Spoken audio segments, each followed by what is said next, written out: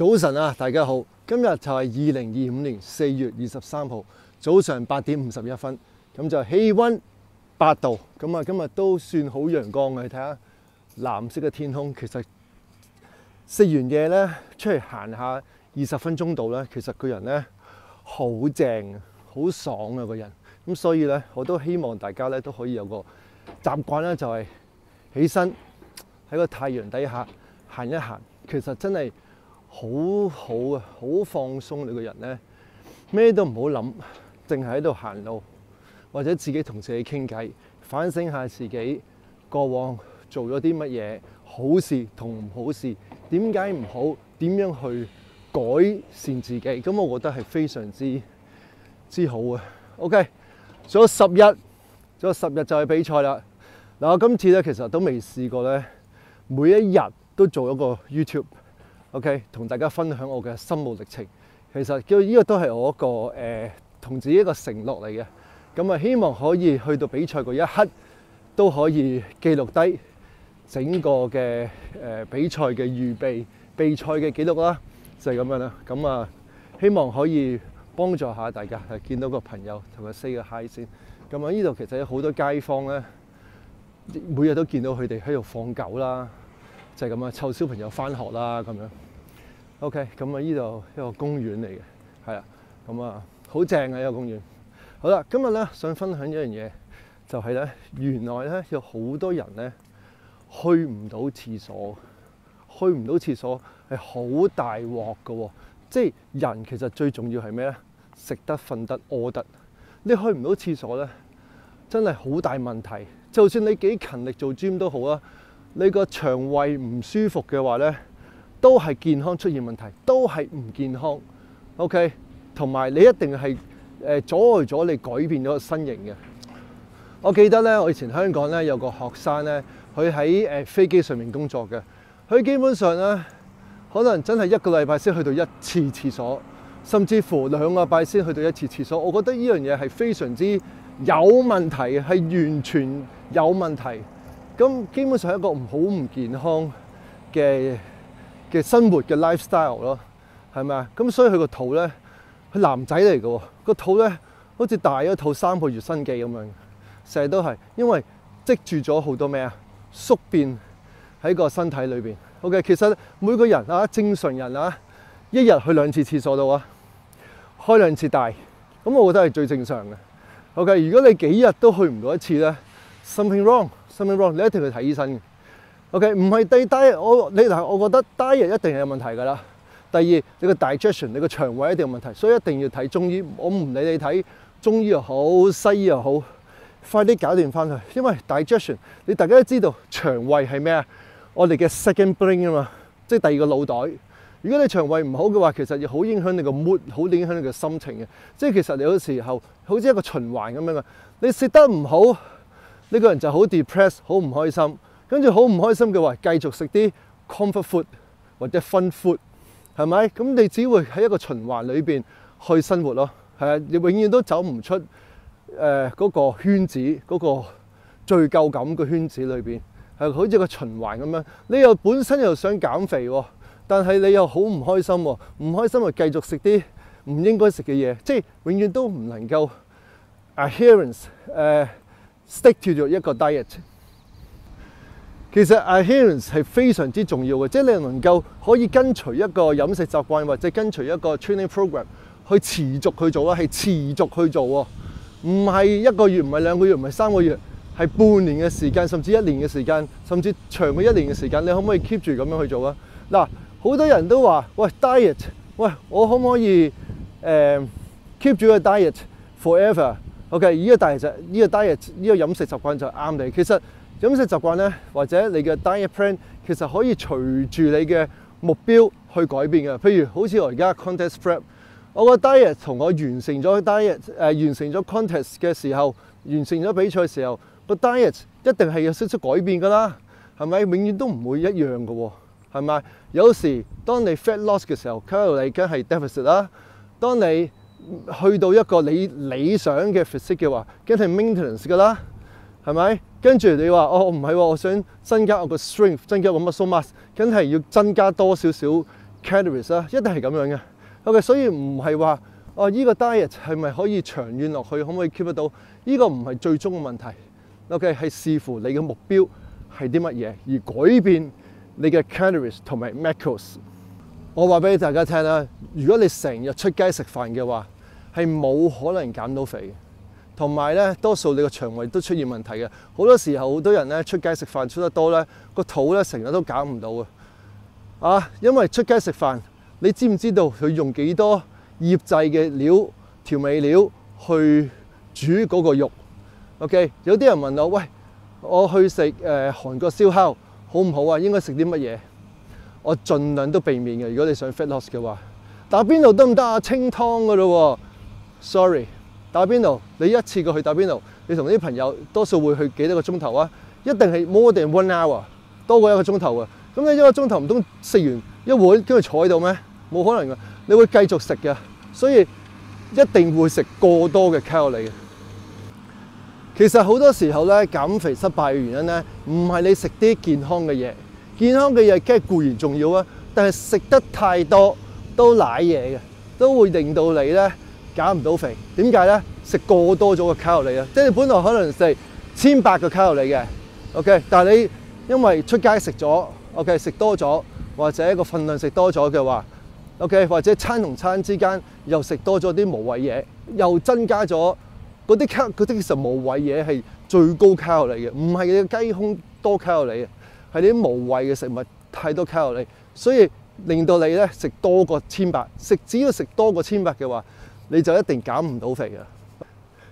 令你減肥失敗嘅原因咧，仲有一個嘅就係 stress， 個人太大壓力。喂，唔係喎，冇壓力嘅，我話冇可能冇壓力嘅，有你做人一定有壓力嘅，視乎你點樣去面對壓力嘅啫。即係譬如你工作上面啦、人際關係啦 ，OK， 同事可能督你背脊啦，升唔到職啦，俾老細鬧完一餐啦。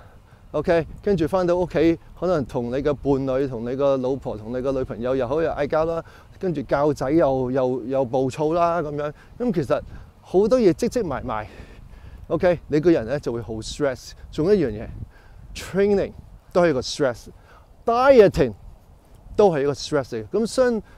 咁所有 stress 加埋晒咧，你好容易爆煲。一爆煲咧，你就減唔到肥，因為你壓力管理其實係一個 fat loss 其中一個好大個 topic 嚟嘅，唔係你話 deficit 就得嘅，因為你個 stress 係影響你個 hormone， 你 stress 太高嘅話，即係個 cortisol 皮質醇太高嘅話咧，都會影響你嘅胰島性敏感度。胰島性敏感度高嘅話咧，你就幾容易 fat loss 啦。如果敏感度低，即係變咗 resistant 嘅話咧，你食乜就會 store 乜嘢，所以我教 nutrition 咧，我教2位朋友嘅，第一就係 insulin 胰島素，第二就係 cortisol 皮質醇。你搞掂咗呢2位朋友嘅話咧，你就 fat loss 咧就會好暢順噶啦。OK， 所以點解我哋要做 weight training？ 點解我哋要去控制卡路里？點解要做 stress management？ 全部都係為咗胰島素敏感度。所以咧，如果大家喺中環翻工咧，其實好好嘅。嗱 ，lunch 有個 lunch break 嘅嘛，係咪 ？lunch break 食完嘢之後咧，喺個海邊行下路、散下步咧，其實咧都係一個好事嚟嘅。嗱，第一增加你嘅 step count， 第二 stress management。望住個海邊咧，個人咧真係心曠神怡，好正。講開 step count 咧，就係嗱，當你個人咧好攰嘅時候。OK 嗱，你個人 calorie deficit 啦，個人好忙啦，又好 stress 啦，跟住咧個人咧就會開始咧懶啦。記住人咧係一個惰性嘅動物嚟嘅，你唔喐你就唔想喐噶啦。OK， 所以你要 keep 住 be active，keep 住一個習慣。其實一個 system 係好緊要嘅。如果一個人冇 system 嘅話咧，中意做就做，唔中意做唔做。又話睇個 mood 去做，或者睇個天氣去做咧，你永遠都唔使做，因為人就係咁樣嘅，人就係好懶嘅。咁所以咧，一定要 keep 住 ，just keep moving， 唔好諗。總之呢個時間我要去做運動，做運動；呢個時間行路就行路，就唔好等到有時間先去做。點可能有時間嘅啫？香港人咁鬼忙，點會有時間嘅啫？梗係一定要有個 system， 呢個時間表。OK， 定時定候去做運動。咁你先得嘅。OK， 嗱，講翻點解會 fat loss 失敗啊？因為當你好攰、食得唔夠嘅時候，你嘅 energy level 咧好低啦，你就唔想喐噶咯。記住，你唔想喐都要繼續喐。再講多次，唔想喐都要繼續喐。OK， 真係嘅，因為咧你喐少咗咧，你個 step 就會少咗。step 少咗嘅話，一定會影響你個calorie 嘅 output。記住 output 要多過 input， 就係 calorie deficit。仲有10日我就要去比賽啦，我嘅心情係點？其實我已經係 get ready， 已經係預備好去上台比賽，去 fight。OK， 嗱，有好多人咧就喺 contest prep 或者 fat loss 期間咧，都覺得自己係一個受害者嚟嘅，即係覺得自己好慘啊！點解人哋有咁好嘢食，我就冇咧咁樣？咁或者哎呀，我好中意食嗰啲零食㗎，我又冇得食喎。人哋出街食，我又冇得出街食，係咪好慘咧 ？No， 而對於一個精英運動員嚟講咧 ，it's normal。It's normal， 即係好似我以前係一個 lightweight rower 咁樣咧，我係要控制體重嘅，我要控制70 kilo 去比賽嘅。你唔到你喺 weigh in 嘅時候，你唔到70 kilo，多咗0.1 ，sorry disqualify， 係咪啊？咁譬如你爬多人艇嘅話咧，4個人 share 重量啦 ，double 嘅時候你要 share 重量啦，除非你係爬單人艇嘅啫。咁但係多數我哋都會爬多人艇嘅，所以你要同你嘅隊友 share 你嘅 body weight， 你一定要 hit 到70 kilo，OK， 就係咁樣。除非你叫你個隊友讓俾你啦，讓1個 kilo 俾你啦。如果大家70 kilo 嘅話，如果你要叫佢讓1 kilo 俾你，佢係69，你係71，咁好似好唔 fair，right？ 咁所以咧，你想比賽嘅話咧，你一定要 hit 到你個 body weight，hit 到requirement，OK， 所以咧。當我哋去到咁低嘅 body fat 嘅時候咧，其實我哋係預咗嘅。咁你唔係咁低嘅 body fat 嘅話，你點上台贏咧？你為咗贏，你就要付出一切嘅努力去做好佢咯。所以我哋一定要排除困難嘅。咁點解我會進行 weightlifting 咧？